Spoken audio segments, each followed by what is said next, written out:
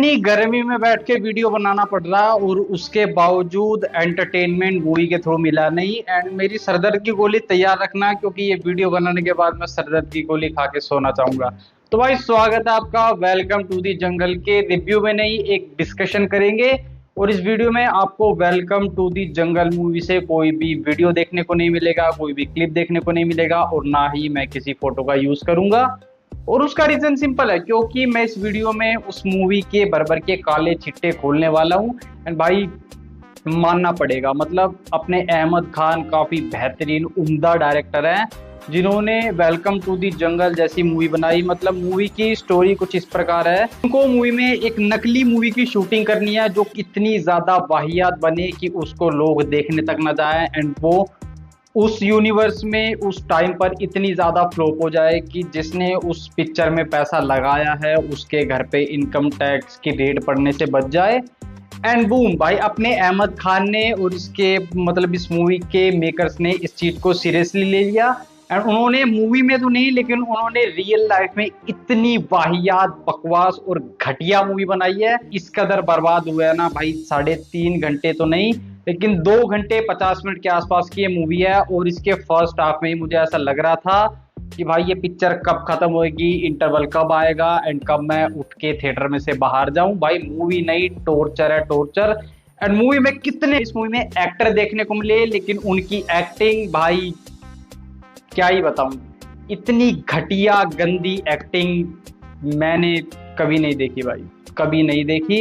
इतने अच्छे अच्छे कलाकार हैं, हमने उनको टीवी में देखा है, अलग अलग मूवीज में देखा है, और उन्होंने किस तरीके से उन कैरेक्टर्स को बिखेरा है। आज भी हम सब उन्हीं की बात करते हैं। लेकिन इस मूवी में भाई उनको पता नहीं कौन सा नशा देकर ये बोला गया था कि तुम्हें एक्टिंग नहीं करनी है, तो भाई उन्होंने फीस ली और उस चीज को पूरी तरीके से ईमानदारी के साथ करके दिखाया कि वो एक्टिंग नहीं करेंगे। आप एक कॉमेडी मूवी बना रहे हो, आप उसमें भर भर कर जोक मार रहे हो, सिचुएशनल कॉमेडी करने की खूब सारी कोशिश कर रहे हो, मेहनत कर रहे हो। एंड हंसी तो बहुत दूर की बात है, लाफ्टर तो बहुत दूर की बात है, आपके चेहरे पर एक हल्की सी मुस्कान आ जाए ना भाई, तो मैं पता नहीं क्या ही कर दूं। इतनी गंदी राइटिंग कि इसका फर्स्ट हाफ इतना ज्यादा खिंचा हुआ लगता है कि मैं आपको क्या ही बताऊं। मतलब ऑडियंस, स्पेशली मैं बैठकर ये सोच रहा था कि ये मूवी कब खत्म होएगी, कब खत्म होएगी, कब खत्म होएगी। एंड उसके ऊपर से सुबह अल्लाह इसका सेकंड हाफ भाई एक बार शुरू हो जाता, खत्म होने का नाम ही नहीं लेता। आप सोचते रहोगे कि क्लाइमैक्स अब आएगा, क्लाइमैक्स अब आएगा, क्लाइमैक्स अब आएगा, लेकिन क्लाइमैक्स आने का नाम नहीं ले रहा भाई। मूवी चले जा रही है, चले जा रही है, चले जा रही है, कुछ भी बकचोदी हो रही है। एंड मूवी जब बकचोदी करने पे आती है तो भाई अच्छे अच्छों की बकचोदी इसने पीछे छोड़ दिया। मतलब मूवी में आप एक नकली फिल्म बना रहे हो, उसमें काफी खूब सारे एक्टर ले रखे हैं, लेकिन एक दूसरे की बॉन्डिंग, अब तनातनी वाली बॉन्डिंग भी हमने काफी सारी मूवीज में देखी हुई है, लेकिन वो बॉन्डिंग आपको देखने, क्या ही बताओ यार, मतलब देखकर इतनी गंदी फीलिंग आती है कि आप अपना सर पकड़ जाते हो। और एक टाइम के आने के बाद भाई आपका सर दर्द करने लग जाएगा।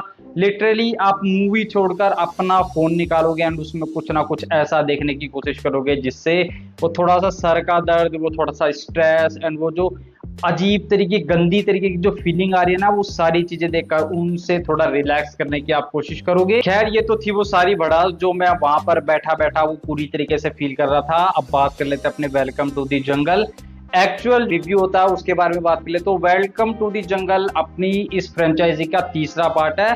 और इस फ्रेंचाइजी को, मतलब ये मूवी शुरू होने से पहले अहमद खान ने एक अलग तरीके का यूनिवर्स अनाउंस किया। मतलब एज अ लिटरली उन्होंने यूनिवर्स अनाउंस नहीं किया है, लेकिन उस मतलब उन एक्टर्स ने जिन जिन मूवीज में काम किया है, जिन जिन कैरेक्टर्स को उन एक्टर्स ने निभाया है, उनका एक अलग तरीके का मिश्रण बनाकर उन्होंने इस मूवी में दिखाने की कोशिश की है। जब मूवी की शुरुआत में आपको हेरा फेरी, फिर हेरा फेरी, दीवाने हुए पागल, आवारा पागल दीवाना, वेलकम और न जाने कितनी ही ऐसी मूवीज के नाम दिखाए गए हैं। एंड वहीं से इस पूरी मूवी की, मतलब एक एक कैरेक्टर को उठाया गया है, एक एक कैरेक्टर की राइटिंग की गई है, एंड उन सबको एक जार में डालकर घोलकर जो बन गया वो है welcome to the jungle.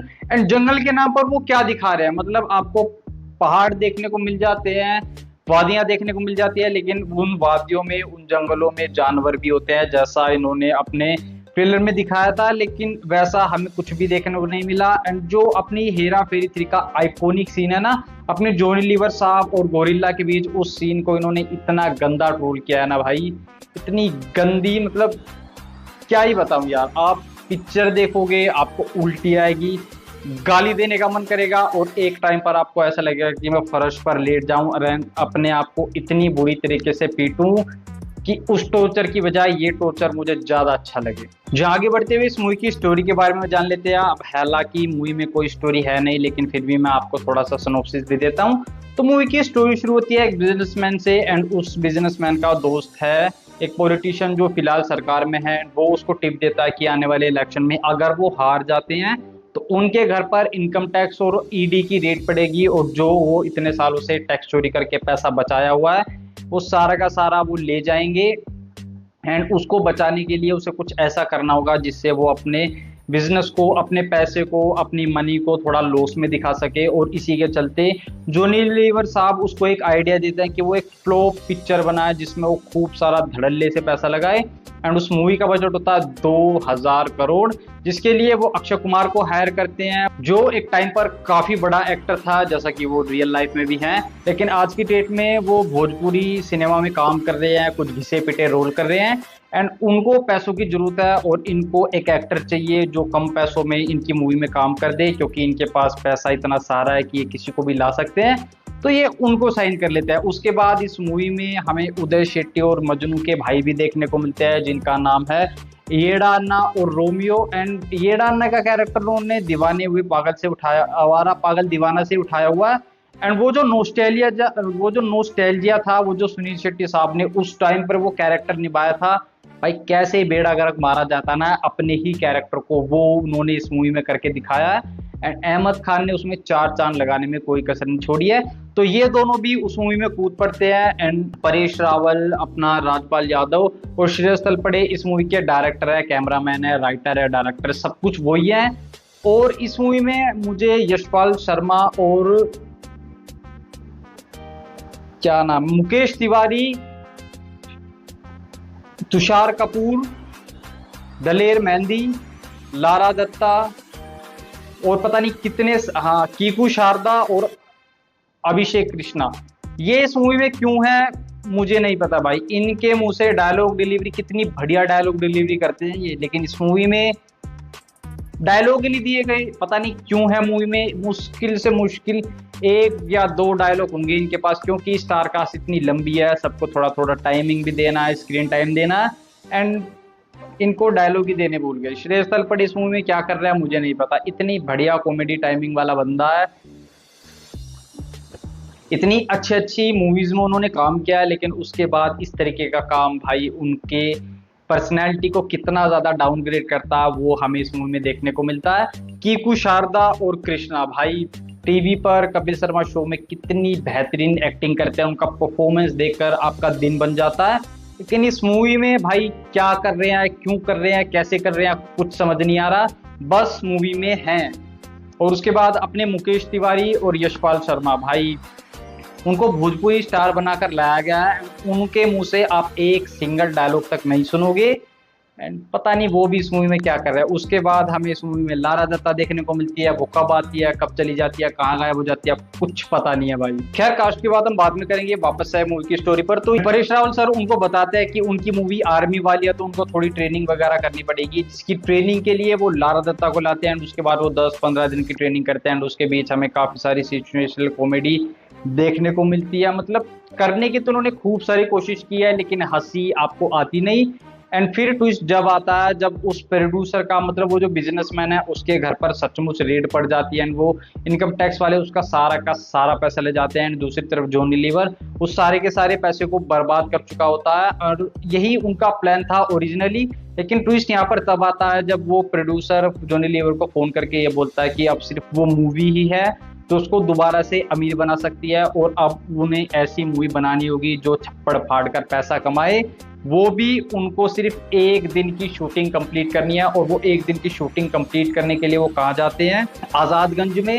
And उस आज़ादगंज में अपने जैकी दादा का राज है, जिन्होंने एक टेररिस्ट का कैरेक्टर प्ले किया है। एंड उस गांव में हमें किरण कुमार रवीना टंडन, फरीदा जलाल और आफताब सिद्दसानी देखने को मिलते हैं। एंड वो सारे इस मूवी में क्यों हैं उसके बारे में भी नहीं पता, बस उन्होंने अपने डायलॉग बोले हुए हैं, सिचुएशनल कॉमेडी करने की कोशिश की हुई है एंड थोड़े बहुत इमोशनल अटैचमेंट करने की कोशिश की गई है, थोड़ा सा हिंदुस्तान पाकिस्तान एंड आर्मी, हमें बचा लो, ये वो फलाना ढिमकाना, इस तरीके की चीजें हमें उस गांव में जाकर देखने को मिलती है, जहां अक्षय कुमार के कैरेक्टर को जब ये पता चलता है कि यहाँ पर सच में किसी टेररिस्ट का राज है एंड वो इस पूरी की पूरी टेरिटरी को होल्ड करता है, फिर वही वो अपनी जान बचाने के लिए भागते हैं एंड फिर सबका जमीर जाग जाता है, जहाँ पर वो सारे के सारे अब मिलकर गांव वालों को बचाने की कोशिश करते हैं एंड फिर अक्षय कुमार का भी जमीर जागी जाता है, तो वो दोबारा आते हैं हेलीकॉप्टर से, उसके बाद हमें खूब सारी फाइट देखने को मिलती है एंड फिर लास्ट में जाकर हमें अक्षय कुमार के पिताजी का डबल रोल देखने को मिलता है, जो 15 साल पहले गायब हो गए थे किसी मिशन पर,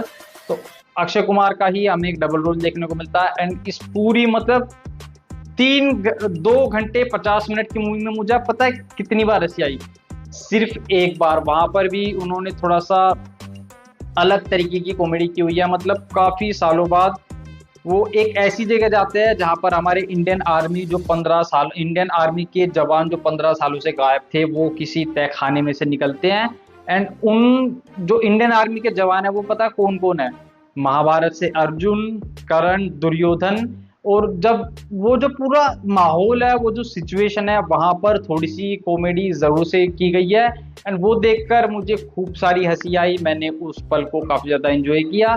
लेकिन उसके बाद भाई जब वो क्लाइमैक्स वहां से शुरू होता है तो भाई खत्म होने का नाम नहीं ले रहा, हंसी आ नहीं रही, सर में दर्द हो रहा है एंड पता नहीं मैं देखे जा रहा हूँ, पिक्चर चले जा रही है चले जा रही है चले जा रही है एंड फिर वही एंड में वो सारे के सारे फाइट वगैरह करते हैं, अपना इंडियन आर्मी भी उसमें इन्वॉल्व हो जाती है, फिर एयरफोर्स आ जाती है, वहां पर वो बॉम्ब ब्लास्ट करते हैं एंड अपने जैकी दादा, उसकी पूरी टीम एंड वो उस पूरे के पूरे टेररिस्ट ऑर्गेनाइजेशन को वो वहां पर बॉम्ब गिराकर मार देते हैं एंड उसके बाद आयरनी ये है कि वो पिक्चर की शूटिंग इंडिया में ही कर रहे थे, लेकिन उसके बाद वो इंडिया का बॉर्डर क्रॉस करके दोबारा से इंडिया में आते हैं, भाई पता नहीं कौन सा भांग नशा क्या करके लिखा हुआ है मुझे नहीं पता भाई, बस चले जा रही थी, मैं देख के आ गया, वो मैं आपको बता रहा हूँ एंड शायद 1 या 2 बार मैंने बोला होगा किसी मूवी के लिए कि पिक्चर बकवास है, पैसा वसूल नहीं है, आपका टाइम और पैसा बर्बाद हो जाएगा एंड आज तीसरी बार बोलने जा रहा हूँ भाई, एक नंबर की वाहियात मूवी है, आपको घंटा हंसी नहीं आएगी एंड आपका टाइम और पैसा इस कदर बर्बाद होगा कि आप खुद को गालियां बकोगे, कोसोगे कि मैं यहाँ पर क्यों आया। पता है एक बुरी मूवी बनाना कोई बुरी बात नहीं है, मतलब लोगों से गलतियां हो जाती है, मैंने भी काफी सारी वीडियोस बनाए हुए हैं, वो काफी वाहियात बुरे बने हुए हैं, लेकिन आप अपनी मूवी को, आप अपने आर्ट को बिल्कुल भी सीरियसली ना लो, ये सबसे बड़ी गलती है आपकी, ये सबसे बड़ी कमी है। इनफैक्ट जब इंटरवल आता है मूवी में तो अक्षय कुमार का उन्होंने एक मोनोलॉग शूट किया हुआ है जहाँ पर वो बोलते हैं कि हमने इस मूवी के लिए गाना शूट किया हुआ है मेरे और दिशा का एंड इस गाने को मूवी में जगह नहीं मिली तो हमने सोचा कि उसको इंटरवल में घुसा देते हैं, तो उस गाने को देख लो। तो ये सारी चीजें दिखाता है कि आप अपनी मूवी को कितना ज्यादा सीरियसली ले रहे हो एंड उस एक्टर ने, उन एक्ट्रेसेस ने क्या ही स्क्रिप्ट सुनी होगी एंड किस तरीके की एक्टिंग वो कर रहे हैं भाई मुझे नहीं पता, शायद उन्हें बस अपने पैसे से मतलब है, उन्हें बस अपने काम से मतलब है, आपको काम करना है, आपको पैसे मिल रहे हैं, बस चीजें यहीं पर आकर अटक जाती है।